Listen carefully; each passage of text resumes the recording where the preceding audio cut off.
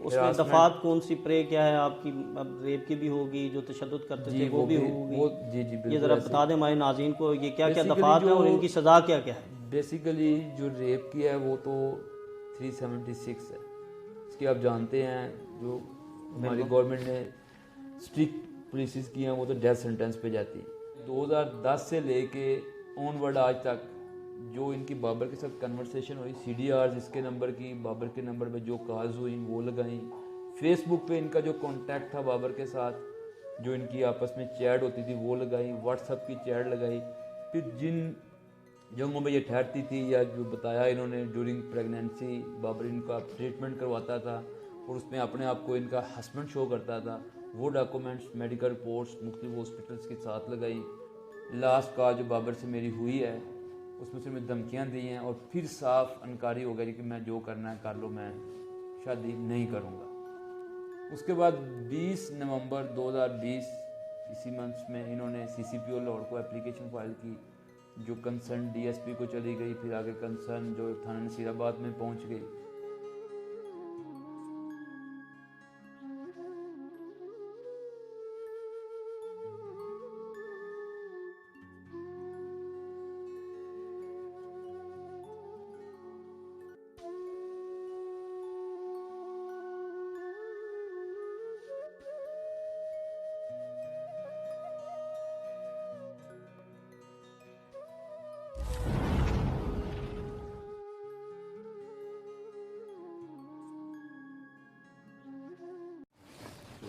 बिस्मिल्लाहिर्रहमानिर्रहीम। आप देख रहे हैं इन्फॉर्मेशन विद शाकिर और गुज़िश्ता वीडियो में हमने आपको बाबर आज़म के इशू से मुतल्लिक मुकम्मल तफसीलात फ़राहम की और हक़ाइक़ पर मबनी जो बातें थीं वो आप लोगों के साथ शेयर की, बल्कि हमीज़ा ने ख़ुद आपको बताया कि किस तरह बाबर आज़म के साथ उनके रवाबित, उनका ताल्लुक़ कायम हुआ और किस तरह उन्होंने उनकी माली सपोर्ट की और उन्हें आज क्रिकेटर बनाने में उनका कितना किरदार था। और जब वो एक आम से ख़ास शख्स बने तो उनका रवैया उनके साथ इस तरह क्यों हुआ और अब वो क्यों मजबूर हुई मीडिया पर आकर उन्होंने तमाम हक़ाइक़ जो हैं वो सबके सामने रखे हैं।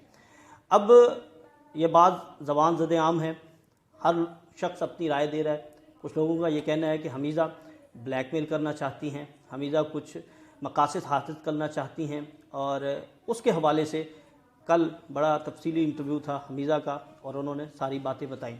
उनका ये मौक़िफ़ है कि वो सिर्फ़ बाबर से शादी करना चाहती हैं। अगर बाबर शादी नहीं करता तो उनको उनके अंजाम तक पहुंचाने के लिए वो आखिरी दम तक लड़ेंगी।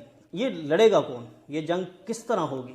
तो ये जंग उनके वकील लड़ेंगे। तो आज हमारे साथ उनके वकील मोहम्मद तौक़ीर मौजूद हैं। हम इनसे बात करते हैं और इनसे पूछते हैं कि लीगली जो बात की है, जो इल्ज़ाम लगाया है हमीज़ा ने, तो उसके ऊपर क्या क्या उनके पास शवाहिद हैं और इसके बाद उनका नेक्स्ट स्टेप क्या होगा। अस्सलाम वालेकुम तौक़ीर भाई। जी वालेकुम सलाम। अच्छा तौक़ीर भाई, बताइएगा कि ये बहुत बड़ा इल्ज़ाम है किसी के ऊपर लगाना कि उसके साथ मेरे नाजायज़ ताल्लुकात थे और इसका आपको इसकी सज़ा भी पता है और हमारे मुआशरे में इसको किस निगाह से देखा जाता है और एक ख़ातून का इस तरह आकर बताना कि 10 साल वो एक शख्स के साथ राब्ते में रही, एक शख्स के साथ उनका एक रिश्ता था लेकिन निकाह नहीं था। अब आप बताइएगा कि ख़ास तौर पर अब जो इल्ज़ामात हमीज़ा ने लगाए हैं वो क्या, उनके इल्ज़ामात की क्या कानूनी वैल्यू क्या है? बेसिकली जो इनका डिस्प्यूट राइज हुआ है वो बाबर आज़म के क्रिकेटर बनने के बाद ही शुरू हो गया। पिछली आपको स्टोरी का तो सारा पता ही है। 2017 में इनका और बाबर का मेन क्लैश हुआ, जब बाबर ने इसको मार पीट के घर से निकाल दिया, अलहदा कर दिया और जहाँ पे ये रहते थे या जो भी इनको साफ इनकारी होगा मैं शादी नहीं कर सकती। उसमें कोई मैं तो इसका काउंसिल था नहीं क्योंकि मैं तो अब इंगेज हुआ हूँ। तो इन्होंने थाना नसीराबाद में एप्लीकेशन फ़ाइल की। उस एप्लीकेशन में बाबर आज़म को भी SHO ने बुलाया, जो कंसर्न IO था इनको भी बुलाया गया। उस वक़्त बाबर के दोस्त थे, भाई थे, वो पढ़ के SHO के सामने इनकी कंडीशनल कंप्रोमाइज़ हुआ 2017 में। कंडीशनल कंप्रोमाइज़ क्या था कि जी बाबर ने वादा किया कि मैं जल्द व बदेर आपसे शादी कर लूँगा, आप मामले को यहाँ पे रफा दफा कर दें। इन्होंने conditional compromise sign thumb impression कर दिए, मामला वहाँ से क्लियर हो गया उसके बाद फिर ये के मुताबिक बाबर टाल मटोल करता रहा और बताती हैं कि 17 नवंबर 2020 तक हमारे लास्ट कॉल जो बाबर से मेरी हुई है उसमें से मैं धमकियाँ दी हैं और फिर साफ अनकारी हो गई कि मैं जो करना है कर लो, मैं शादी नहीं करूँगा। उसके बाद 20 नवंबर 2020 इसी मंथ में इन्होंने CCPO लाहौर को एप्लीकेशन फाइल की जो कंसर्न DSP को चली गई, फिर आगे कंसर्न जो थाना नसीराबाद में पहुंच गई, लेकिन उसमें 5-6 दिन इनको बुलाया ही नहीं गया। इनको थ्रेट किया गया कि उधर बड़ी पार्टी है, आप बैठ जाएं, आप ब्लैकमेल कर रहे हैं। तो फिर मुझे इस केस में इंगेज किया गया।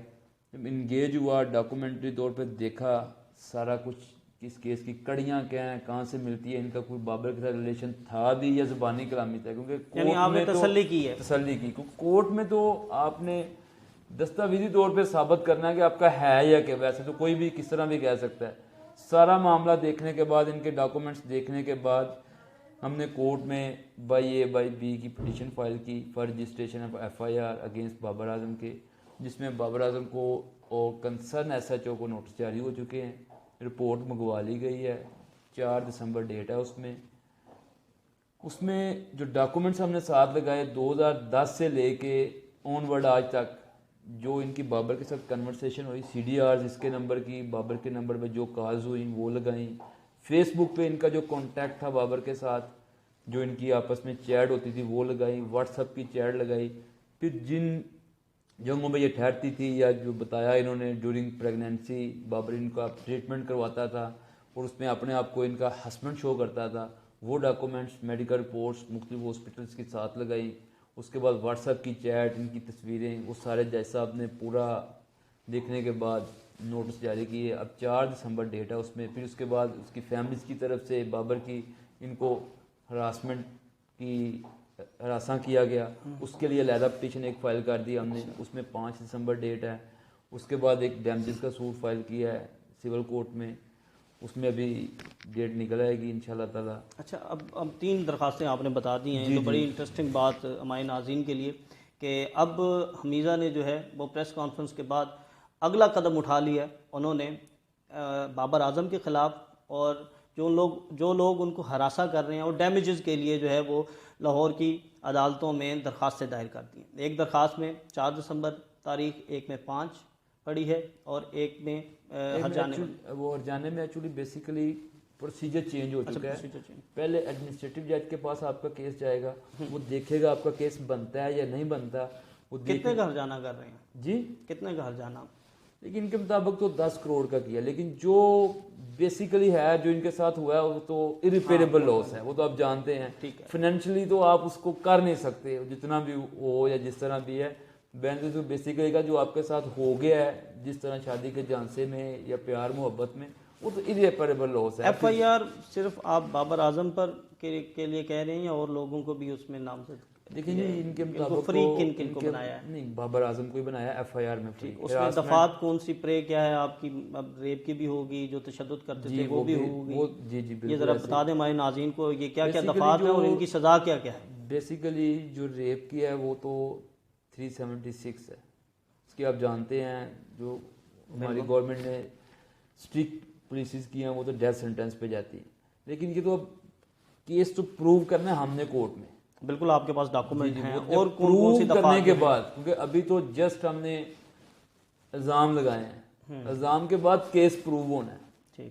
ठीक हो गया, फिर जज साहब ने अपना व्यू लेना है उस पर, जी हमारा केस साबित हो रहा है या नहीं हो रहा। फिर सजा और जजा का फैसला तो बाद में होना है। वैसे तो डेथ सेंटेंस पनिशमेंट है उसकी, लेकिन लोग बरी भी होते हैं 376 में अगर इल्ज़ाम साबित नहीं हो पाता, कि वो तो बाद के एक मामला आता है। बाकी तो जो इनके जिस्म पे कहती हैं जी छुरियाँ मारी, वो तो फॉर द टाइम बिंग अब टाइम गुजर चुका है, उनका मेडिकल नहीं हुआ, वो तो मेडिकली सपोर्ट होता था। अब तो ये हमारे पास सिर्फ यही डॉक्यूमेंट्स हैं कि इनका और बाबर का 2010 से आज तक ऑनवर्ड ये कॉन्टैक्ट में रहे हैं। जो बाबर के ऑफिशियली नंबर थे, जिन पे रजिस्टर था, जिन नोटों में ये ठहरती रही, बुकिंग्स ईच एंड एवरीथिंग। अभी तो फिलहाल तो फर्स्ट स्टेप ये है, बाकी तो after registration of FIR investigation होगी, देखा जाएगा गिल्टी है नहीं गिल्टी। ये डॉक्यूमेंट्स लेबॉर्ट्री में जाएंगे, वहाँ से वेरीफाई होंगे, प्लांटेड तो नहीं है। पिक्चर इनका फ्रांसिक भी होगा, फ्रांसिक भी और होगा, जो बातें की जा रही हैं उनको साबित करने के लिए जो है वो पूरा प्रोसीजर एक पूरा लॉ में फॉलो किया जाएगा। तो क्या इसमें आपने अपनी किसी भी दरखास्त में पाकिस्तान क्रिकेट बोर्ड को फरीक बनाया है कि नहीं जी, क्योंकि पाकिस्तान वो तो क्रिकेट बोर्ड को किसी ने फ्रीक नहीं बनाया, क्योंकि बेसिकली पर्सनल मामला दोनों का आ रहा है। इसमें पीसीबी तो एक इंडिपेंडेंट अदारा है, पीसीबी के कहने पे तो बाबर ने ये किया नहीं है। बेसिकली रिलेशन तो बाबर का पीसीबी जाने से पहले का चल रहा था, इसलिए पीसीबी को किसी केस में पार्टी जिसमें नहीं आप बनाया। हरासा करने की दूसरी दरखास्त जिसमें 5 दिसंबर की तारीख जो है वो जज साहब ने दी है, उसमें किन किन लोगों को फरीक बनाया और उसमें क्या मौक़िफ़ इख्तियार किया है उसमें जो इसको कि सिक्योरिटी दी जाए, जान को ख़तरा है, बड़ी पर्सनैलिटी है। जी